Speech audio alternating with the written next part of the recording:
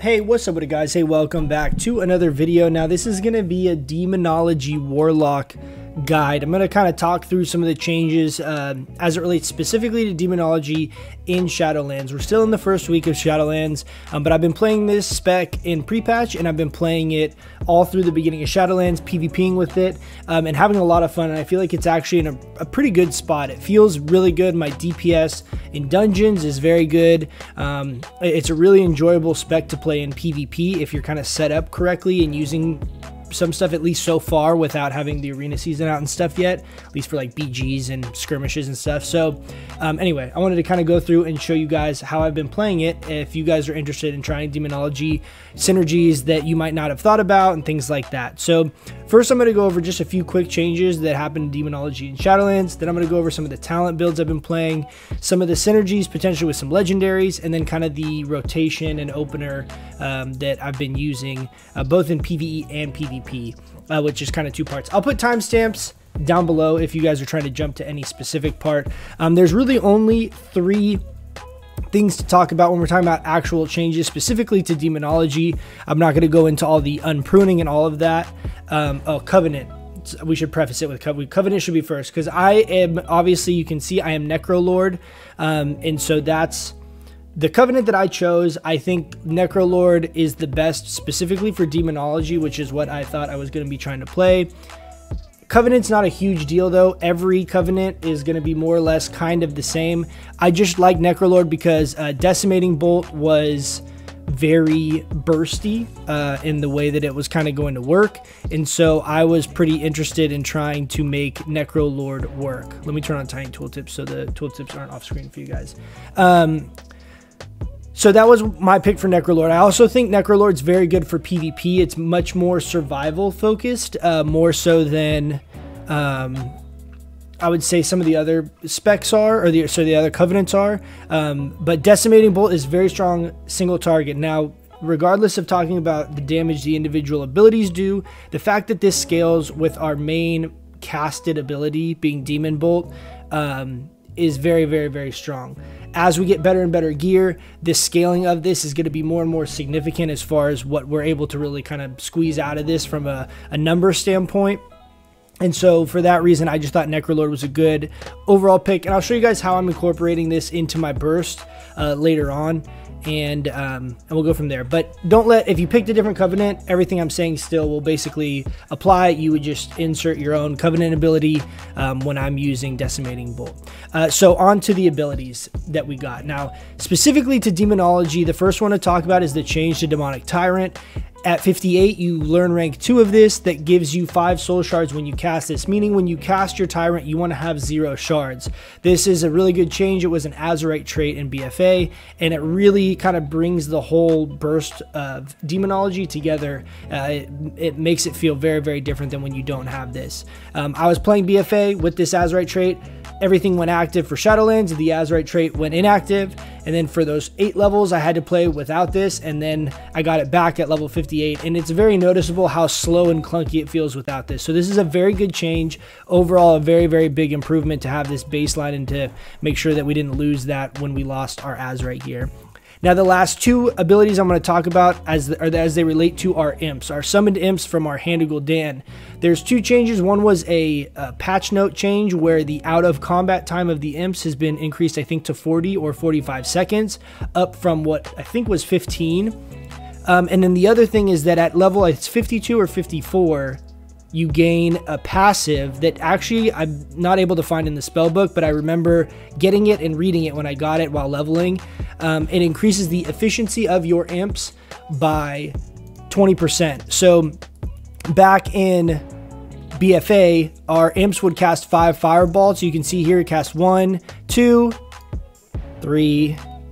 I'm gonna have to cast 4, 5, 6. So what it ends up doing is it gives all of your Imps 1 additional fireball that they're casting. That, in combination with the duration out of combat of the Imps that I was talking about, allows for a lot of really really like fluid gameplay from compared to BFA. Your imps are basically going to be out of combat, and going from pack to pack in Mythic Plus or open world content is a non-issue, or even back and forth around, you know, BGs and stuff like that. And the one increased fireball per imp is also a big deal. Just overall, those are all really good changes. None of them are catastrophic and make this big impact, but it overall just helps the spec feel a lot more fluid and just kind of helps reduce that ramp up time that you need between pack to pack. So those are the few big kind of baseline changes to talk about. Now let's go through the talents. So I'm going to kind of cover the talents, you know, individually, and then I'll kind of talk about a few different builds that I've been trying, and that some that I think will do better once the legendaries are active, as the legendaries aren't out yet. So Dreadlash, Bile Scourge Bombers, and Demonic Strength, all three of these are basically AoE options. I would say they're relative in strength to their cooldown time. So Dreadlash is tied to your Summon Dreadstalker, so it's a 20-second cooldown. Bile Scourge Bombers is a 30-second cooldown, and Demonic Strength is a 1-minute cooldown.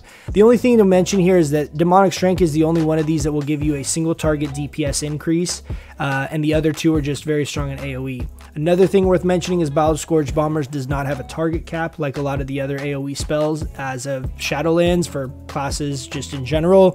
So if you're doing really big pulls, things like Implosion not having a target cap and Bile Scourge Bomber not having a target cap is actually a really big benefit to us as Demonology Warlocks. Demonic Strength is tied to your Fellstorm. Fellstorm does have a target cap of 8 nearby targets. So it is important to keep that in mind. Depending on what type of content you're doing, Bile Scourge Bombers might be a better choice here. But the reason I like Demonic Strength is this is a very strong cooldown, both single target and AoE, when you pair it with your Tyrant, which is what I've been doing for the vast majority of the time. So that's just, it's a very strong burst cooldown, and I'll show you guys kind of in my opener why I've been using it, but all of these are good. And I'll talk about Dreadlash here in a little bit because it relates to some of these other talents and kind of how we would be able to kind of mix and match some of this with legendaries and potential strengths of that talent.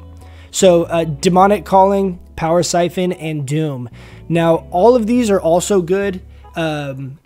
These are all just kind of different, if you will. They're not really like, one's not like specifically way better than the other.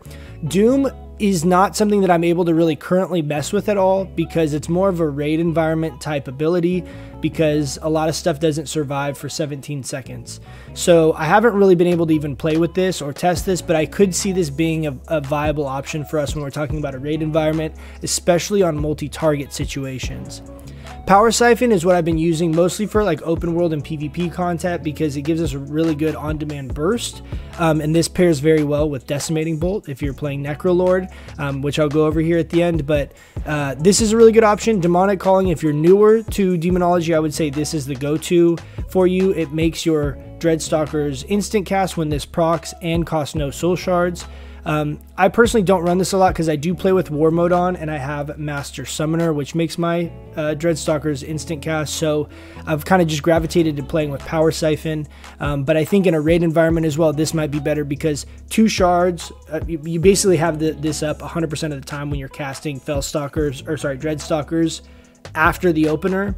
You don't have it obviously in the opener because you haven't casted anything yet, but this is basically 100% uptime, so you are basically getting 2 shards every 20 seconds in like a longer, you know, duration fight, which can be really significant in single target. I think this will probably pull ahead in a raid situation for me with most of the builds that I'm thinking about playing, with the exception of Doom being really good if we have like a 2 or 3 target fight potentially. Those are just kind of my initial thoughts, but all of these are good. If you really like one over the other, play that. All of them are fine, all of them are fun, but I'll show you kind of why I've been gravitating towards Power Siphon here once we get into the opener part of the video.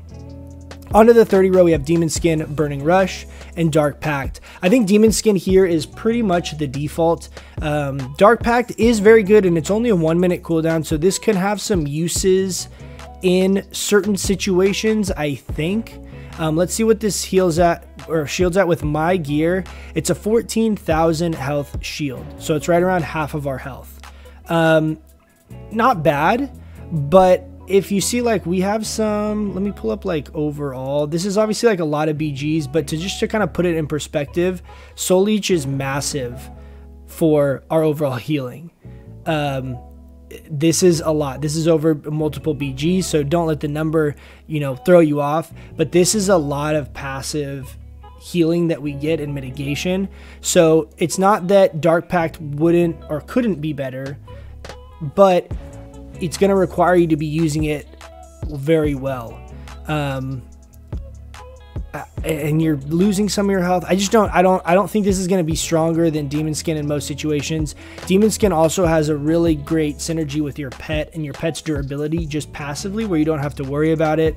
I have noticed when I don't run this that my pet is noticeably squishier. You can see right here, this yellow chunk of the bar is a shield on my pet for 3,000 damage. So being able to passively have this up all the time is kind of the go-to. Obviously, if you need mobility, Burning Rush is always there as an option, but I have been gravitating to Demon Skin for all the content I've been doing.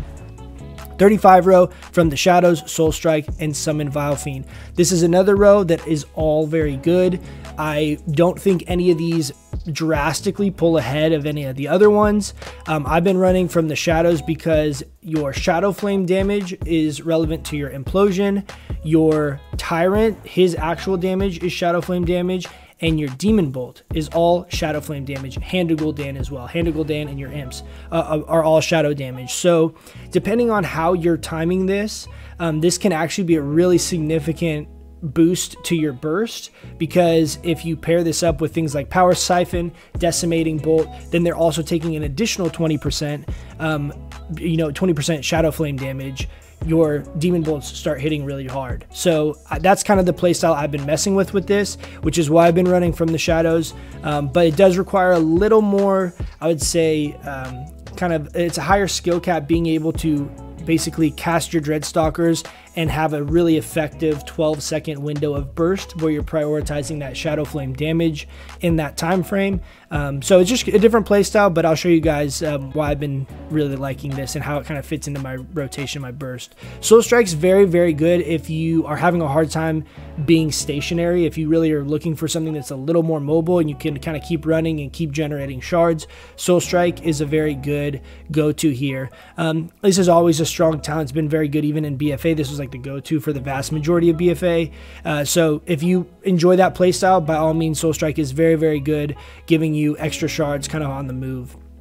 And a 10-second cooldown on this is very fast. This helps a lot with like kind of speeding up the playstyle. If stuff's feeling like a little clunky, just casting Shadow Bolts isn't particularly, you know, your favorite way of generating soul shards, this is another good option. Summon Vile Fiend pairs really well, and a lot of people do really like this ability. I personally don't like the cast time, and the consuming one shard, it just kind of feels a little bit clunky to me. I'm not a huge fan of it. And the 45-second cooldown is a little bit odd unless you are like able to just time it perfectly. I'm just not a big fan of this ability, but from an actual DPS perspective, it is very good. It also has some synergies with demonic consumption, which I'll talk about here in a second. But a lot of people have been running this. I just personally haven't been a huge fan of this, and I prefer the From the Shadows build. And I think this From Shadows is going to scale really well as we get a little bit better gear as well. So I'm kind of trying to force myself to get better and like learn from the Shadows. So on to the 40 row, we have Dark Fury, Mortal Coil, and Hallowed Terror. I think Mortal Coil is the go-to here. The heal is just too good, and the Incapacitate for 3 seconds is not broken by damage. This is a really good ability to help set up your Decimating Bolt. Both of these share a 45-second cooldown, and it doesn't break on damage. It's just a really, really good way all around to go ahead and make sure you can get your Decimating Bolt off. Generally, if you open up with a stun, a lot of classes will trinket your stun, so you can either try and DR stun, which is going to be tough to get your Decimating Bolt off with a DR stun, or you can just coil right away, and this allows you to get the full cast off. So this has been my go-to here for exactly that reason. On to the 45 row, we have Soul Conduit, Inner Demons, and Grimoire Felguard. Soul Conduit just refunding a portion of the shards that we spend. This does help. I don't like the RNG component of it, but it does help with like kind of how fast-paced the spec feels. You will notice that you're able to get off a lot more Hand of Gul'dans because you're just not using as many shards, and so you can kind of just keep casting it. However, I just don't like the RNG aspect of this, and I always kind of like worry that I might be overcapping if I'm getting like procs in combination with like timing a demon bolt and all this stuff. So I don't really like it, but I could see in a raid environment this might be our go-to when we start doing like longer fights, because you just get a lot of value from this. Inner Demons is also very good and does pair well with things like Sacrifice Souls. This is a very, very good passive if you just want to kind of like have something and not have to worry about it. And then Grimoire Felguard is very strong on a 2-minute cooldown. This is, in my opinion, I don't think we're going to have another choice in this row for PvP situations, because this will instantly stun the target when you summon it, and it does a ton of damage. So it's a very, very strong offensive cooldown. And having an extra stun, so you can like, you can use your pet stun on, the healer, and then you can Grimoire Felguard the kill target, and having that ability to kind of like double stun is very strong, and it just does so much damage. This also pairs very well with Demonic Consumption. So let's talk about the 50 row here. We have Sacrifice Souls, Demonic Consumption, and Nether Portal. Nether Portal, I think, will have some use cases that it will be good, depending on how it synergizes with some of the legendaries. The Hand of Gul'dan legendary particularly, I think, could have a really cool interaction with Nether Portal, where your Hand of Gul'dan has a 15% chance to mimic the same amount of shards that you spent on another Hand of Gul'dan. So you could basically get 6 Imps up from one Hand of Gul'dan cast. If that contributes to Nether Portal, as if you just casted 6 shards, then it will make Nether Portal viable in a raid environment, I think, because if you get a proc or 2 of that during that window, it's a pretty noticeable amount of DPS gain. When I was running this, doing some dungeon stuff, my Imps were doing like 25% of my damage with the Fireball. So if you were able to get Hand of Gul'dan where you're getting more Imps and more procs from the Nether Portal while it's up, I could see this being really good. Currently, right now, it's not very strong. Demonic Consumption's a lot easier kind of go-to, and this is tied to your Tyrant, which is a 1.5-minute cooldown. Nether Portal's a 3-minute cooldown. So it kind of just depends on what content you're wanting to do, but Demonic Consumption basically is going to drain all the health from your current Imps that you have out and make your Tyrant stronger. A lot of people like running Summon Vile Fiend and Grimoire Felguard and basically summoning both of these and your Dreadstalkers, and then casting your Tyrant, empowering all of them, increasing their duration, consuming some of their health, and making your Tyrant very, very strong. It's a very good choice. Demonic Consumption is very good all the time, so if you don't want to try and manage anything else like Nether Portal, this is a really good go-to and is always going to be strong and just make your Demonic Tyrant better. The one thing that I will say that does suck is if you're running Grimoire Felguard and Demonic Consumption, you basically always want to use your Felguard first and then cast your Tyrant. So what ends up happening is it makes your Tyrant effectively a 2-minute cooldown, which feels kind of bad. If they would have made this a 1.5-minute cooldown and last 4 seconds less, I think that would be way better because they would line up. That's my only thing that I'm not a fan of with like all of the synergy of what I've played with so far in Demonology. The combination of Tyrant not matching up with the Felguard summon feels bad, and it's really unfortunate because I think that's like the last kind of like little piece that feels clunky to me. Everything else feels very smooth and kind of like intentional and synergistic across different talents and stuff. And the Sacrifice Soul, the last thing here, increases your Shadow Bolt and Demon Bolt damage by 4% for each demon you have summoned.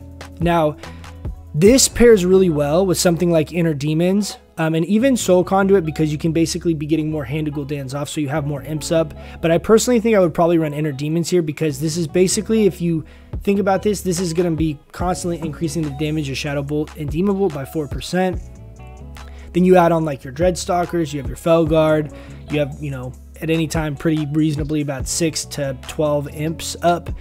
So if you have 10 Imps up, that's 40% increased damage on your Shadow Bolt and your Demon Bolt.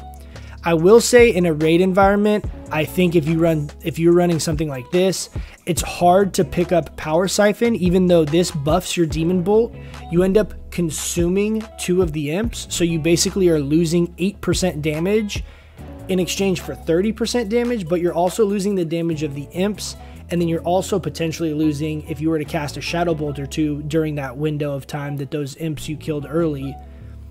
Hopefully, I don't know if I'm explaining that well, but this is kind of counterintuitive with how these two work together. So I think you'd have to be running one of these if you're running this setup. Yeah, so that's kind of my thoughts on that. I think that there is a potential in a raid environment. I do run some kind of build like this, very similar to this, because I think Sacrifice Souls, even though it feels kind of weak right now, I think in a raid environment this might be better, just depending on certain fights. I'm really curious to try it out and see. But that's another build I'm kind of looking forward to trying, but this has been our go-to. Now, another build that's really common, that one I just showed you, is kind of like a Shadow Bolt, Demon Bolt kind of raid DPS build. Another one that's really common that I think is a pretty good option here is you basically run Dreadlash, Demonic Calling, and From the Shadows. What this will do is it will make your Dreadstalkers summon. When they summon, they'll cleave the target. This mob was a little bit too far if you saw that purple cloud, but it'll cleave, and it puts this debuff on every target in that area. This can be really good synergizing with Hand of Gul'dan and Implosions, doing a lot of constant AoE. If you have like a longer, more consistent AoE situation, it's a very, very good option. Demonic Strength will do better if you have like one 30-second window, because it's going to be very, very strong on that one use. But if you're looking for something where you have kind of this constant, you know, little AoE burst window where you basically are building up imps, then you call your Dreadstalkers, and then you implode, then you build up imps, and then do it again. This has some pretty cool synergy and feels really good. You know, with the increased duration of the imps and stuff, it's pretty easy to get like a 12 imp implosion up basically every 20 seconds that you do this. So if you're doing any content that requires some kind of sustained AoE, this might be the go-to. Now, a couple legendaries I want to talk about real quick. I think these will actually not be on the screen for you guys. Well, we can talk about these ones. So this might have, with this build, this Grim Inquisitor's Dread Calling. The Hand of Gul'dan increases your next Dreadstalkers by 3% for each shard that you use with Hand of Gul'dan. It's pretty reasonable to say that you're in the ballpark of 3 Hand of Gul'dans per Dreadstalkers cast in like a normal kind of raid environment. So think about this as like a 25 to 30% increase on your Dreadstalkers. This also has some synergies with some soul binds and conduits, where we have a conduit that gives our Dreadstalkers a chance to like attack again, use their Dread Bite again. So if you have like a 30% increased Dreadstalker overall damage, then you have this cleave, and they're like biting extra because you're getting these procs. There is some synergy there where you could be kind of a Dreadstalker focus build that might be good. I don't know if it will outperform the other builds, but it is cool that we have that option to be able to kind of pick that playstyle if we want, and kind of pair all of these things together as one option. What I'm really looking forward to trying, and I hope it's good, is Bale Spider's Burning Core. Now, this is something I would run that would be kind of in conjunction, something like this. And you basically have a buff that you're maintaining. It's a 15-second buff that gives, it's 4 stacks, and each stack is 8% bonus damage on your Demon Bolt. This is a total damage increase of 32% to your Demon Bolt. Pairing it with things like Decimating Bolt, the other 20% damage from the shadows, and then if you have a bunch of imps up, or you know, just demons, and you're able to get another 40-45% bonus. I could see this potentially being good in a raid environment, but we're gonna have to wait and see, because I've also had times where I'm not casting a lot of shadow bolts, and I could see in a longer sustained fight that you might be kind of like over capping on shards, or there might be a chance that you don't get a Shadow Bolt, like if you have a bunch of procs that you get off of, you know, your imps and like power core procs, things like that.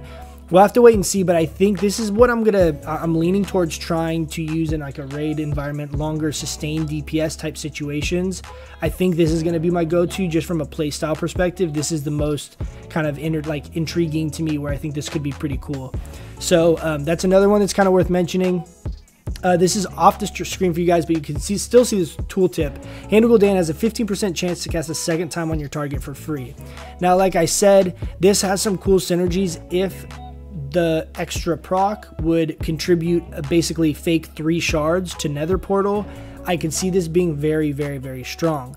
The thing that's really cool about this legendary is it's good with all the content that you're doing. You use Hand of Gul'dan, single target, AoE, it's always strong. So that might be one of the first ones that I, make, so that I have something that's relevant for PvP, that's relevant for Mythic Plus stuff, that I have something that's actually giving me a lot of value in all of the content I'm doing as opposed to just one.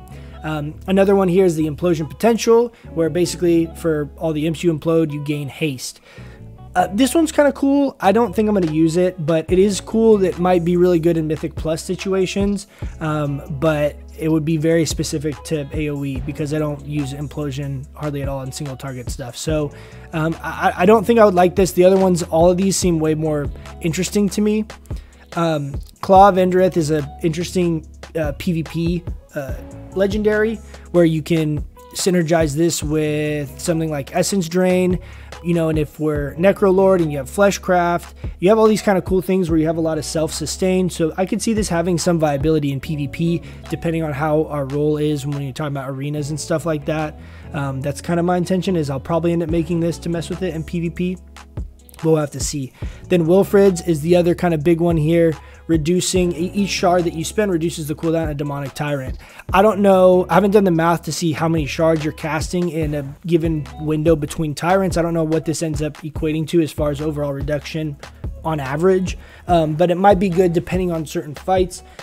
However, I don't think this is going to be a go-to that I'm going to build early on, because I think it just kind of lacks a little bit of consistency, because you have to be casting during that whole time. So if you have like downtime in between bosses and things like that, this kind of becomes useless in those situations. So it's all in combat only, basically, for you to benefit from this. So we'll have to see. And then the last thing I think that's worth talking about here is Relic of Demonic Synergy. This is also another one of those really good kind of default if you don't really know what to pick.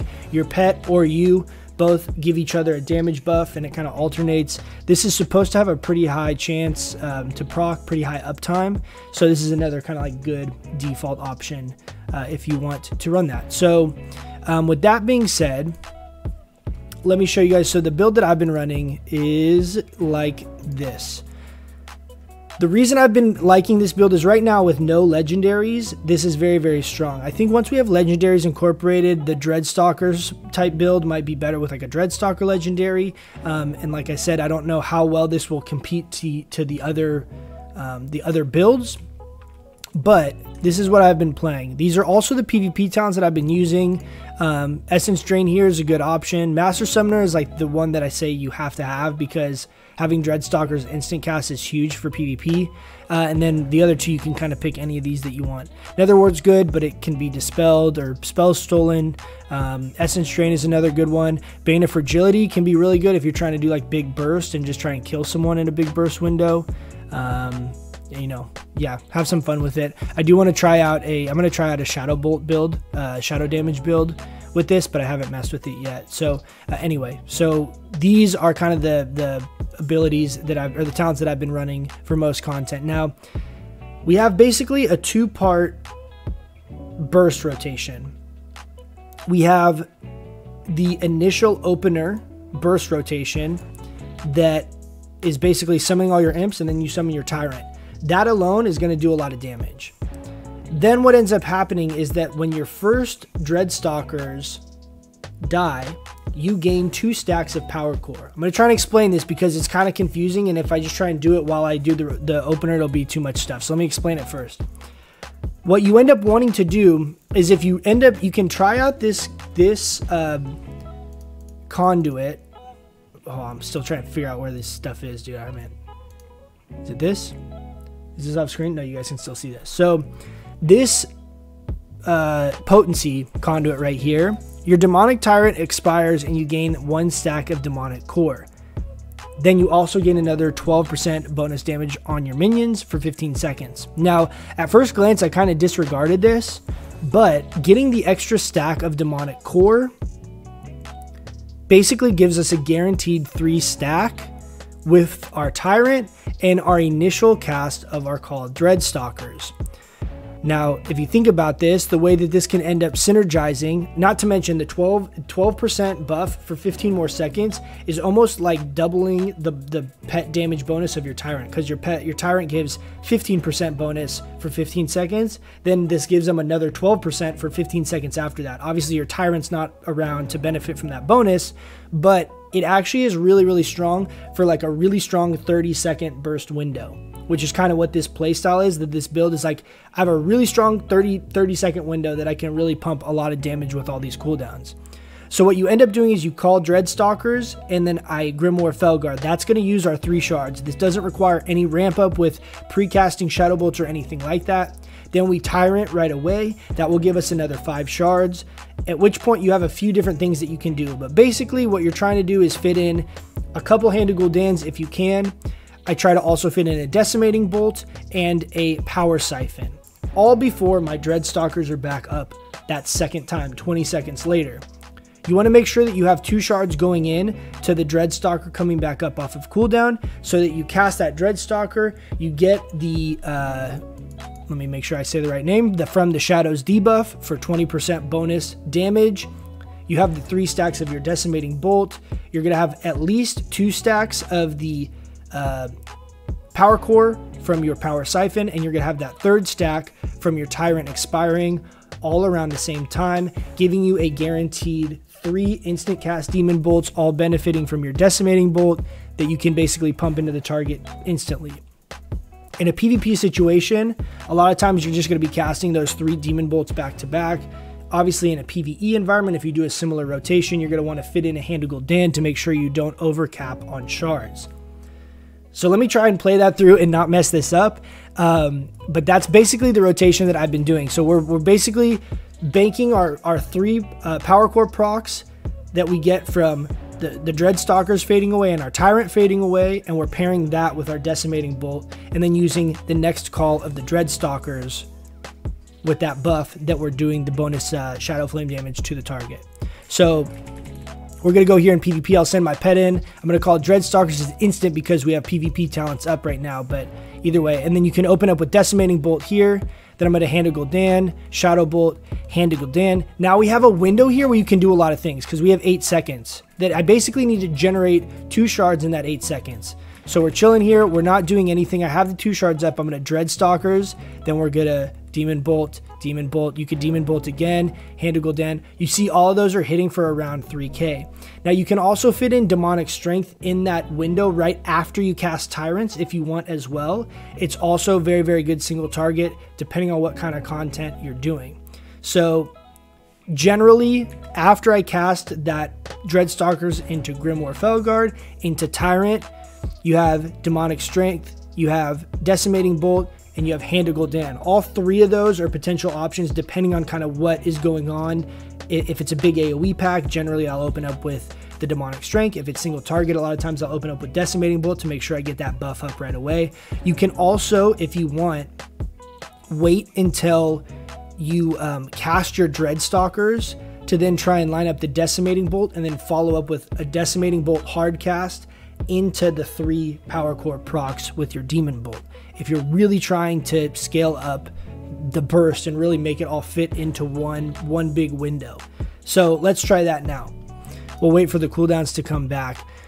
So we're going to basically do the same thing. We're going to go Dreadstalkers into Felguard into Tyrant, and then I'm going to Demonic Strength, and then we're going to Hand of Gul'dan, and we're going to build up shards and dump shards and get back to 2 so that we have our 2 up for our next Dreadstalkers. And then off the back of the Dreadstalkers, we're going to cast Decimating Bolt into our 3 Power Core procs with our Demon Bolt, and we're going to dump.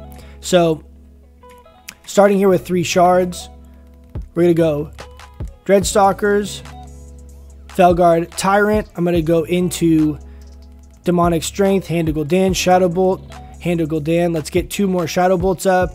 Now we're going to pretend this is like a PvP situation, and we don't really have anything that we can do here. And so we're going to kind of run around like we're PvPing, and I'm going to call Dreadstalkers again. Then we can go ahead and Coil, Decimating Bolt, Demon Bolt, Demon Bolt, Demon Bolt. And you see that burst there is really nuts, right? And then a lot of times too, right after that, after you get those guaranteed 3 Demon Bolts that you get, your first Dreadstalkers expire shortly after that. So you'll get another 2 procs of your Power Core right after that. So you basically have that 3 Power Core burst window from the initial Dreadstalkers and the Tyrant. Then you're going to have the next 2 proccing off of that shortly after. So you end up just getting a bunch of demon bolts that you can cast in that window after that 15-20 seconds from the opener. So it's been really fun. I've had a lot of fun with it in PvP. You can really catch people off guard having all those instant demon bolt procs. And you can see right now with my current gear, which we're pretty geared, 176 eye level with this setup. I have both the PvP trinkets on. Where our demon bolts are hitting for around 3,500 damage. So getting 3 of those off in a row, even if none of them crit, is pretty devastating. It's about half of someone's health, not to mention all of the pets that you have up just attacking the person as well. So I've had a lot of fun with this. I plan on doing some PvP stuff. I'll be streaming this and doing BGs and stuff like that as well. If you guys are interested in kind of coming by and checking out any of that stuff, feel free to sub down here if you want to catch any of the streams, or go and follow me on Twitch. Either way, I stream on both. So hopefully this was helpful. By all means, you guys, if you have any questions on this, let me know. And I want to try and make this not too long, but hopefully you guys learned something from this and you have a better understanding of the overall Demonology playstyle as we go into Shadowlands here. So thanks so much for hanging out, guys, and I'll catch you guys in the next one. See ya.